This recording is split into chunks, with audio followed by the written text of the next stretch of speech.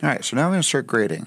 And keep in mind, this is not a full-on tutorial for DaVinci Resolve, so I'm going to be kind of going through. This is more just that post-production workflow from beginning to end. So I'll keep things kind of short. I'm not going to go through a ton of shortcuts in DaVinci Resolve. I will have, in the near future, one coming up on 16, and it's just going to be mostly, they've added a whole bunch of editing features and Fusion and Fairlight and things, but the tutorials I'm going to be doing will pertain mainly to the color grading inside of DaVinci Resolve. That's what it's been around for the most amount of time. That's what it's really robust at. Editing is getting better in DaVinci Resolve. It really is, and some other items that are adding like Fusion for effects and Fairlight for audio mixing. Those things are really coming around. But right now, I am not familiar enough with the editing in Resolve. I've only done a couple short projects in it so far, and I've been quite impressed with it. But yeah, but so far not there. So let's get started here, and we're going to start doing some color grading. What I recommend doing in this scene here, we've got this little opening scene. We've got this scene where this clip where she walks out and starts mopping. But then we've got these kind of standard shots here. We've got this over the shoulder, and then this wider shot. So those are the ones I'm going to work on first. You don't have to work in order in Resolve. I look through the scene, and I've got kind of three main shots: over the shoulder, and then the wide shot there, the master shot. So I'm going to work on those, and we're going to save some what are called gallery stills, and those gallery stills are going to be used to grade the entire project. So let's start out on the wide shot here. So with the wide shot here, first of all, I'm not going to be covering in-depth scopes, but I do want to look at my scopes here. Control-Shift-W brings up my scopes to look at, and this is where it really comes in handy to have two screens going at the same time. But right here, you've got your waveform, you've got your RGB parade, your RGB histogram down here, and your Vectorscope. Waveform is mostly used for luminance levels, brightness, and contrast.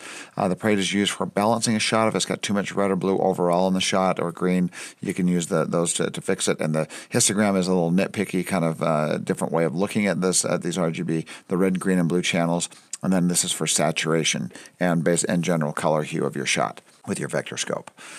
So I'm going to be looking here at my waveform first of all. So let's tell it to just do a single view. We'll do the single waveform, make a little bit of room here so I can actually see what I'm doing. And right now, this seems to be very, very underexposed.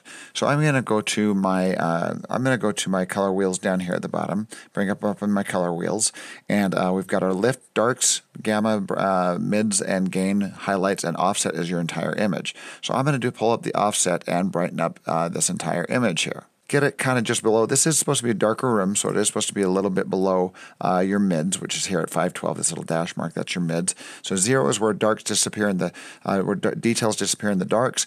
Up here, 1023 is where the top of the scale where your details disappear in the highlights, and then this is the mid grays here. So it goes from black to gray to white. And this is an image from left to right of your image right here. So the first thing I did, and I did it on this first node here, is I boosted up the offset and got it brighter. If we wanted to do gamma instead, let's look at what gamma does. Gamma will boost it up, but it will also kind of start stretching out your image a little bit, and that works as well, so that's not too bad. But I do want to add some contrast to this image. So I'm going to move down under contrast. So I brightened up my image and grab the contrast and drag out the contrast, spread out the darks from the highlights, and look how much better that is looking. And I don't want to get my darks so dark. You want them like in between. You want them about like in between 128 in the bottom here, which is, if you're looking at this as an IRE scale, the IRE scale goes from 0 to 100, which makes a little bit more sense to me than the international scale here, but this is around like 5 IRE right here. And if you want to make sure they're not crushing, we might get that contrast up to a little bit above 5, around the 7.5 mark, which is where your details really start to lose the details. All right, so I've got the brightness level and my contrast where I really like it. And if you want to look at the before and after, you can hit Shift D. Shift D will do a bypass and show you the before and after. And actually, we can also go Control F will go full screen, and Shift D shows the before and after there. And look at that huge difference there. So Control F to get back out of full screen. If you do Alt or Option F, it takes this thing a little larger if you don't want to go completely full screen. Then you can kind of look at the before and after. Then Shift D to bypass, look at the before and after. So Shift D does your bypass. Let's go Alt F and get back out of that. And now I'm going to look at my Vectorscope. We're going to look at saturation. Right now we got quite a bit of saturation. These are the kind of recommended saturation limits here. And about halfway through is where you really start noticing that saturation boost. But let's grab my saturation, kind of drag it down a little bit and see where we want the saturation. If we drag it all the way down, that's black and white. And so I'm going to undo that. And I'm going to find that kind of place where I like my colors, that they look good, but they're not overly saturated. And you can see that saturation sucking in a little bit. Look at my saturation on my Vectorscope. If I suck it all the way in, it goes to that point, which is desaturated. I'm going to get it out maybe to about like 35 and see what I get. And I'm liking that. It depends on how kind of, if you want it super colorful or if you want it not so colorful. What I'm probably going to do is when we show some of the blood on the ground, I might do a secondary and pull out some of the reds on the blood and make that really shine. So we're kind of desaturating a little bit. Let's go about 38 actually. 38, enter, see what we get. There we go. Now the color's looking a little bit normal. I like that. Let's go to our Parade and look at the color balance on this. And it looks like this has a fairly balanced color. Most of these colors are kind of matching as far as these waveforms are concerned. We can go to our curve here and we can turn off our chain and access our red channel individually, our green channel and our green channel, and mess with the curves here and see what we get as we kind of bring one down. And if we're going just for a balanced shot, then this is already fairly balanced actually. So I'm not going to do much as far as the curves are concerned. If we want to bring out some skin tone, if we want to bring out a little bit of the skin tone here, we can go to, what I'm going to do is I'm going to do this on a second node. So I have my skin tones on a second node. I'm going to do Alt-S and add another one. So if I wanted to kind of grab a little bit of the skin tones here and kind of just mess with those and kind of alter the color on those, let's go to this little eyedropper right there. And this brings up our secondary colors. I'm going to hit Alt-F and move up a little bit here. And I'm going to go click on the skin right there. And I kind of selected that range of skin for saturation and luminance there. And we're going to be working with that. Let's go to our little highlight screen right here. Highlight screen is going to show what colors we're grabbing a hold of here. And I'm going to mess with these a little bit and see if we can grab as much skin color as possible. And he's sharing some of the colors with his shirt there. Let's go to saturation and change the saturation, the high on the saturation and the low on the saturation, and see how much of that skin we can grab. Let's go to luminance and change how much we're grabbing by luminance. And there, the low tends to grab a little bit more skin, and it's also grabbing some stuff in the background here. But we're not going to get too much into secondary color correction because we would have to do like circles around the faces and let's try to get rid of much of that background in red as we can, and just grab as much of the face as we can. Soften off the edges there. And it is grabbing a bit of his shirt because it's sharing some skin tone with his face. Now deselect their highlights there. And now we can, on our second node here, Alt-F, and now we're going to add our blur radius here. We're going to soften up those pixels a little bit, just blur the edges of it a little bit. See if we can get rid of some of that noise by cleaning the black, which is the non-existent parts of our mask here, and clean the white. Let's see what we get there. And denoise a bit. All right, so that seems to get a good portion of their skin. Turn off the highlights, and let's see what happens when we start grading that skin a little bit. Let's go to gamma, and watch this. I'm going to do this intentionally to kind of boost up the colors on the skin, but watch this. As I grab the gamma, which is the midtones, and move that over, look what it's doing to the faces. It's just really warming it up like a lot. So if I want to, now this range right here is kind of the skin tone range for pretty much all people here, because it's kind of the blood underneath the skin that's kind of coloring that skin, but I'm just going to give a little boost to their skin tone and just warm that up just a little bit, very subtle. But look at the difference here. Let's go back to our nodes here. Alt-F to get out of that full screen. I've got this node selected. I'm going to do Control-D to turn off just the node. Shift-D does the whole bypass for the entire node system here. But I'm going to do Control-D and turn the node on and off like that. But let's go full screen as I do that. So full screen right now, the node is on. Watch the skin, Control-D, and see just that little dip in the color on the skin. I just brought out a little warmth in the skin by doing that second node there. All right, so I'm kind of liking that as a basic grade. Let's kind of keep that right now. I've gone through and corrected everything based on my scopes there. Okay, and one final step here that I'm going to do is I'm going to add one more node, Alt-S to add one more node. And on this node here, I'm going to do a little bit of a sharpen in case we want to remove that later and we don't like it. But I'm going to go into this little blur tab. But I'm going to go under the little blur tab right here. This blur tab you can control the ratio here on the blur. If you drag it upwards, it blurs. If you drag it downwards, it sharpens. And we want to sharpen this just a little bit, just very subtly. So I'm actually going to grab this. Let's exaggerate it a bit. I'm going to take this down to like down by 0.1, down to 0.40 from 0.5. And now let's take a look at this here. And I'm going to hit Shift D, or I'm going to hit Control D to turn the node on and off. You can see what's happening before and after. That's way too sharp, but I want to show you what's happening. So Control F to get out of full screen. Let's go to our blur here, and we're going to change this to probably about, let's say 45, somewhere between maybe 46 there. And let's look at this, Control F to bring it, and let's do Shift D. Let's do Control D, sorry, to do the node, and see that just subtle sharpness that we're adding to the image right there. So that might even be a little too sharp. Let me back it off, like just take it to 0.47 there. Okay, so you got a little bit of a sharpen on there now. Now I'm going to save this as a grade here. Let's do Control D, turn that back on. We're going to save this as a grade. And we're going to do this to the gallery stills by holding down Control, Alt, or Command Option on a Mac and hit G for gallery still. And it will add that up here. And this is the full grade that I just did. I'm going to click up here, and we're going to rename this Wide Shot or Master, something like that. Wide Shot, it's fine. And we're going to start working on the next grade. We're going to select this one right here, and we're going to start grading an over the shoulder. Then we'll go back to the reverse angle and do the other over the shoulder. So we could do this. So I've got this one selected. Let me move my mouse over this one right here. And with this node selected, I'm going to see it previews it, what it will look like. I'm going to do the middle click and drop that. And it doesn't work because the brightness levels are different on this. It's kind of a different setup. So that grade does not work for this clip. So I'm going to undo that, and we're going to perform our own grade for this clip here. So let's bring up our Control Shift W, our scopes, which you shouldn't have to do if you're on dual screen, because it's always displaying scopes. And we're going to grab our gamma, and we're going to crank that up a bit. Get the gamma to where just kind of these are barely hitting the mids here.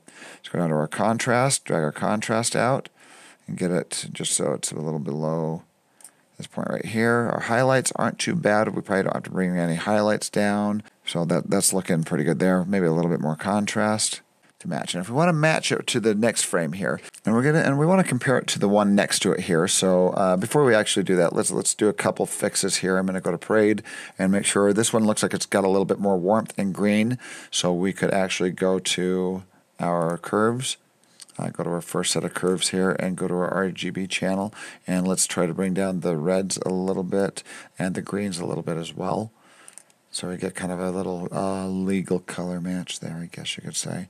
There we go. Just some minor adjustments there, but to kind of get those matched, we could actually pull up the histogram and double check the balance on that. And here you get let's go to our wide shot and see what we got here. And look, these are fairly in check. These are fairly matched here. These ones aren't. But we don't have as much blue light flooding in since we don't see the window on the right-hand side like we did before with the blue light coming in. But let's bring down the red a little bit and see what we get. And that loses a little bit more of that warmth, but the background's looking good. And we could actually do a secondary on the skin and bring out the warmth in the skin a little bit. So with our histogram, we're getting things a little bit more in check there. Maybe about right there. That looks good to me. Now let's go Vectorscope. And our saturation doesn't seem to be as saturated as our wide shot was. So we probably don't need to really add any saturation to this at all. So let's double check. Let's compare these. I'm going to go up to my split screen here. Click this and it will show a little side by side. And you can grab your viewer here and kind of move it back and forth and see what you get. Looks like the skin doesn't look as warm. Let's do a secondary and see if we can fix that. I'm going to hit Alt-S. And we're going to select that skin color there, and we're going to let's go to our little comparative viewfinder here. We can turn our split screen off for right now and see if we can grab as much skin. Already it's got quite a bit of that skin color there, so let's adjust saturation a little bit, soften out the edges of that a little bit, and see how much of the face you can grab based on hue, saturation, and luminance. Right there seems to grab a fair amount. Let's blur the radius. Clean up the black areas as well, which is actually the gray. If you do a black and white matte, that's what the black area is. Clean that up a little bit. Clean the white up a little bit as well. Denoise it a teeny bit. And there we go. We're grabbing a fair amount of the skin there. Kind of really where the light is hitting on the colorful part of his skin there. And let's go turn off our highlights. Do the split screen. And we're going to warm that up a little bit. So let's grab the gamma, crank that up, and restore a little bit of that warmth to his face. There. Keep in mind, this side of his face is being hit by window light right now. So the window light tends to be a little more coolish. And the other side is being hit by warm light. So we're kind of seeing those more natural skin colors coming out here. But we could still overall warm this image up just a little bit. So I'm going to go to gamma and boost the mids The overall, go to our secondary and tone that down a little bit now. And I didn't like what that did there on the gamma, so I'm going to reset my gamma. Oops. I'm going to reset, take that back in a little bit. Bring down the saturation. I'm going to bring down the saturation a teeny bit. And there we go. Okay. So on my last node here, Alt S, we're going to do a sharpen. I'm going to do the same thing. Bring my sharpen down to, had it around 46, 47. Let's see what it was on my previous one. Had it at 47, so I'm going to maintain the sharpness at 47. Turn off my split screen comparison there. And I like that. Let's see the before and after. Let's go Control. Maybe a little bit too red in his face. We can probably take a little bit of that out, but let's do Shift D. Look at the before and after. Control F to get out of that. Once I get that the way I like, I can do Control Alt G and add another here. And we can name this one OTS of Basil is his name, is the character's name. Okay, so now I'm going to work on this over the shoulder. So I'm kind of getting those 3 shots there. Let's try this once again. Move my mouse over this, and we'll show you what this will look like. And this looks too dark and too contrasty. So once again, I'm going to have to do its own individual grade for this. So I'm going to do that step through that process again, and I'll come back and show you when I've got those 3 stills, and we'll kind of go through some finalizing steps here. Okay, I've created an over the shoulder for Tina, one for Basil, and one for the wide shot. Now all we have to do, now that we've kind of got this set, I can start selecting these. Let's go to the very beginning one here, play into this where it tilts up, and let's move over. My mouse is the wide shot. Let's move my middle mouse over this and just click, and boom, it's done. This might need to do a little bit more. We bring up our scopes as well. We'll look at our brightness levels. This one seems to have a little bit more crushed dark, so this might need a little bit more boost because when they walk over into the main area, they get a little brighter. So each one of these is going to take some individual fixes on. But if they're pretty much the same framing, like this right here, let's move our middle mouse over this, Control click. Seeing the contrast seems like a little heavy on this one since it's looking out the door. So we can select our original node here and tone down the contrast a little bit until we get what we like. And turn down maybe even the gamma a little bit. But yeah, so anyway, here we can do our middle click on the center there. And actually, I can borrow it from the previous one because I did some corrections on this that look closer to what we have here. So middle click on this one, and there's just brightened up a little bit. So the next one, and look how simple this is. Middle click, we're done. Move on down the line. Middle click over Tina, we're done. Select this one.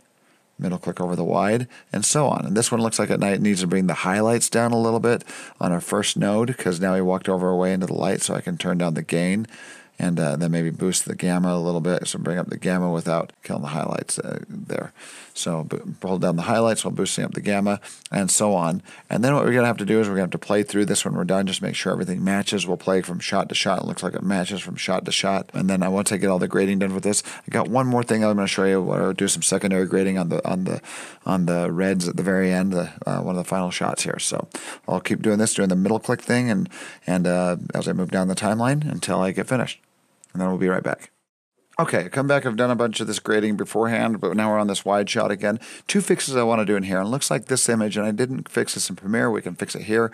It looks like this is off kilter a little bit. It doesn't look like the horizon is straight. So what I'm going to do here on the very first node, so I'm keeping my sizing information. I'm going to go to sizing, and I am going to rotate this just a little bit till that looks straight. And right there, we'll add a little bit of pillar boxing on the side and some letter boxing on some pillar boxing on the side. So I just need to zoom this a little bit more. So right there, it looks like it's fairly straight now. So now I'm just going to zoom up until I see that kind of disappear. Let's do Alt F. Zoom up to just get rid of that little seam right there and that little seam right there. So zoom up, and it is gone. And I'm going to resize a little bit. I'm just going to tilt down a teeny bit because we got a little room up top. Just going to preserve a little headroom. Alt F. There we go. All right, so also on this one, as we play through it, this dollies down to the blood on the ground. So what I want to do is kind of try to get some of this red where I'm getting actually where it's not too dark.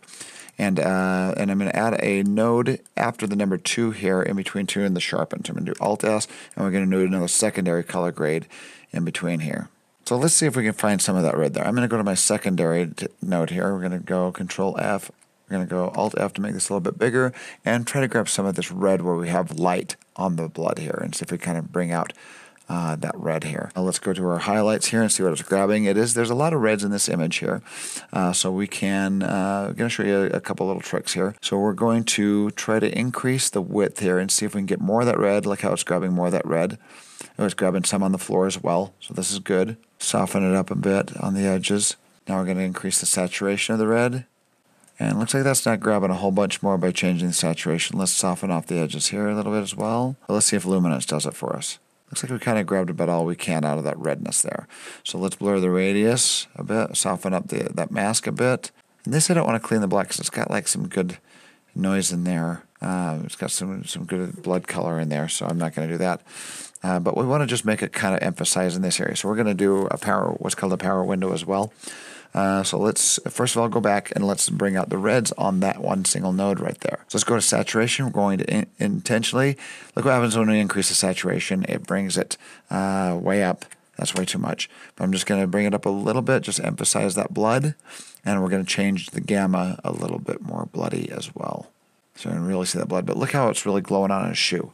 So what we're going to do now is a power window. We're going to go to this power window here. And we're going to select a circle. I'm just going to click right there and add a circle to it, circle shape, because the circle shape should be able to fit that in. And I'm going to bring this down so I don't get the shoe. Bring this in because we really want to see it on the heart and the hands there. And we got a little feather off here. Don't really get it into the shoe too much. Bring it down a little bit more. And there we go. So now it's just in this area and nothing else is what it's doing. That's what that node is getting. It's just doing that secondary color grading in that area there. So I need to track it because this shot moves. So I'm going to need to hit tracker, and I'm going to track backwards because that's where the move is. Forward, it doesn't need to track because we're already on it and the camera holds still from here. But I'm going to track backwards, and it will track that mask and lock it to that area until it comes off screen. And then it stops because now it's off screen. So there we go. That tracks. Worked pretty well. So it's a simple, quick little power window there. Simple little power window there to emphasize the reds that won't have it on up here, but down here just on the blood right there. So, all right, I'm going to finish a couple other grading pieces, but let's play through this and kind of look through some of these shots here, just kind of make sure things match. I'm going to hit Control S and save. Don't forget to keep hitting Control S. No salt. No salt. No, you got to use soy sauce. Pepper? Red pepper. Then what? And that's looking pretty good. There's some adjustments that I could make, but there's some fine-tuned adjustments that you can go through and make, but I'm going to finish up a couple shots here, and then we're going to come back and show you how to get it back into Premiere after I finish the grading here. So.